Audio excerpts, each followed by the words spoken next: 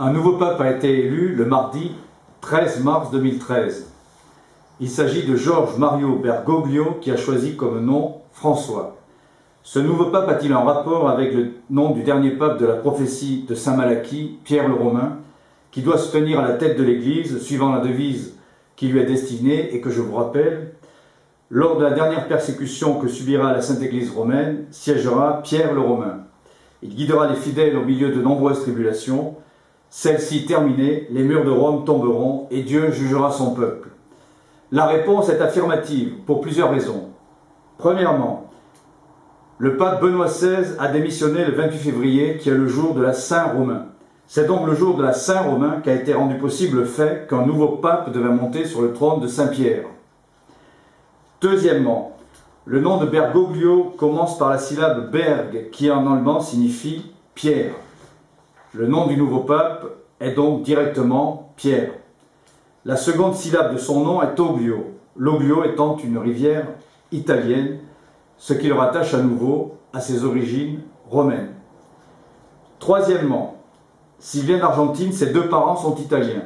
Il est donc à 100% d'origine italienne.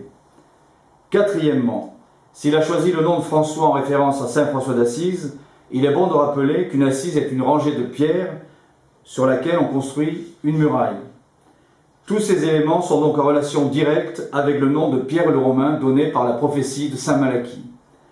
Ce pape est par conséquent et définitivement Petrus Romanus, c'est-à-dire Pierre le Romain. Mais il y a encore plus. Voici un élément frappant, incontournable et historique qui met ce pape en liaison directe avec le temps de l'Apocalypse. Après avoir été présenté, le pape a terminé sa première allocution par cette phrase. Les cardinaux sont allés me chercher à la fine del mondo,